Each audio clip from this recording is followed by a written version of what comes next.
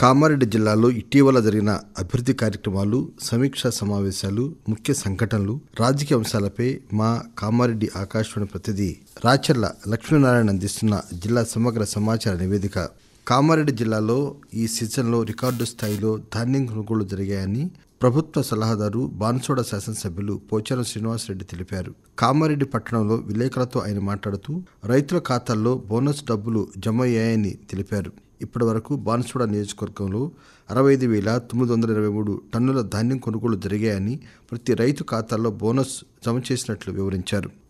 Nizam Sagar project అనుసంధానంగా ఉన్న చేపపిల్లల విత్తనోత్పత్తి కేంద్రానికి పూర్వవైభవం తీసుకొస్తామని జుక్కల్ ఎమ్మెల్యే తోట లక్ష్మీకాంతారావు తెలిపారు. నిజాం సాగర్ ప్రాజెక్టులో ఆయన చేప పిల్లలను విడుదల చేశారు. ఈ సందర్భంగా ఎమ్మెల్యే మాట్లాడుతూ మత్స్యకారుల జీవనోపాధికి ప్రభుత్వం రాయితీపై చేప పిల్లల విడుదల కార్యక్రమాన్ని చేపట్టిందని తెలిపారు. ఈ కార్యక్రమంలో మత్స్య పారిశ్రామిక సహకార రాష్ట్ర చైర్మన్ మెట్టు సాయికుమార్, జిల్లా మత్స్యశాఖ అధికారి శ్రీపతి తదితరులు పాల్గొన్నారు. సోయా రైతులు తాము పండించిన పంటను మార్కెట్ యార్డుకు తీసుకొచ్చి విక్రయించాలని జుక్కల్ శాసనసభ్యులు లక్ష్మీకాంతారావు సూచించారు. జిల్లాలోని పెద్ద కొడపల్ మండల కేంద్రంలో మార్కెట్ యార్డులో సోయా కొనుగోలు కేంద్రాన్ని ఆయన ప్రారంభించారు. ఈ సందర్భంగా ఎమ్మెల్యే మాట్లాడుతూ ప్రభుత్వం సోయా పంటకు క్వింటాలకు 4,892 రూపాయలు మద్దతు ధర ప్రకటించిందని తెలిపారు. గతంలో ప్రభుత్వ కొనుగోలు కేంద్రాల్లో ఎకరానికి 6,000 క్వింటాళ్లు మాత్రమే కొనుగోలు చేసేవారని, ఇప్పుడు దానిని 10 క్వింటాళ్లకు పెంచారని తెలిపారు. సంస్కృతి సంప్రదాయాలను కాపాడుతూ దేశ ఔన్నత్యాన్ని ప్రపంచానికి చాటుతోంది మహిళలేనని ఆర్ఎస్ఎస్ విభాగ ప్రచారక్ వెంకట శివకుమార్ తెలిపారు. కామారెడ్డి జిల్లా బిక్కనూరులోని తెలంగాణ యూనివర్సిటీ సౌత్ క్యాంపస్ లో ఝాన్సీ లక్ష్మీబాయి జయంతి సందర్భంగా స్త్రీ శక్తి దివస్ కార్యక్రమం నిర్వహించారు. ఈ సందర్భంగా ఆయన మాట్లాడుతూ 200 ఏళ్ల క్రితమే ఝాన్సీ లక్ష్మీబాయి వంటి ధీర వనితలు దేశం కోసం పోరాడారని తెలిపారు.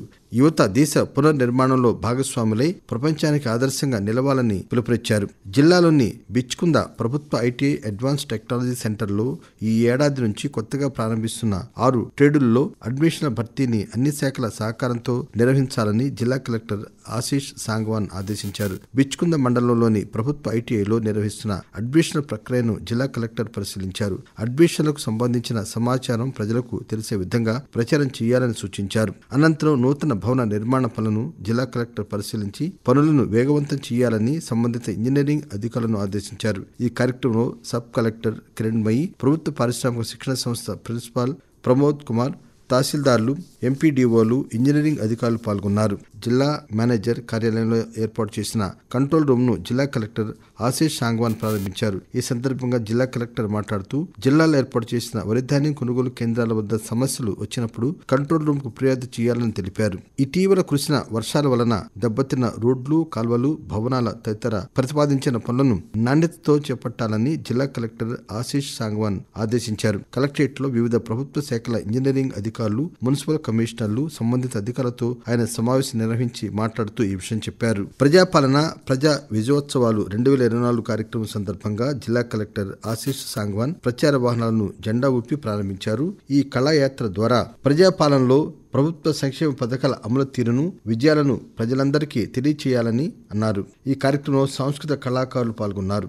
జిల్లాలోని గాంధారి మండలంలోని గుర్జాల గ్రామంలో పశు గణాభివృద్ధి సంస్థ ఆధ్వర్యంలో పశు వైద్య శిబిరం నిర్వహించారు. మొత్తం 67 పశువులకు ఉచితంగా మందులు పంపిణీ చేశారు. చలికాలంలో గేదెలు ఎదకు వస్తాయని సకాలంలో గుర్తించి అందుబాటులో ఉన్న గోపాలమిత్రుల ద్వారా కృత్రిమ గర్భధారణ చేయిస్తే మంచి మేలుజాతి దూడలు పుడతాయని పశు వైద్యాధికారి రవి తెలిపారు. గర్భిణులు రక్తహీనతను అధిగమించేలా సరైన సమయంలో ఐరన్ మాత్రలు పంపిణీ చేయాలని మాతా శిశు సంరక్షణ ప్రాజెక్టు డైరెక్టర్ డాక్టర్ అనురాధ సూచించారు. జిల్లాలోని బిక్కనూరు ప్రాథమిక ఆరోగ్య కేంద్రాన్ని ఆమె తనిఖీ చేశారు.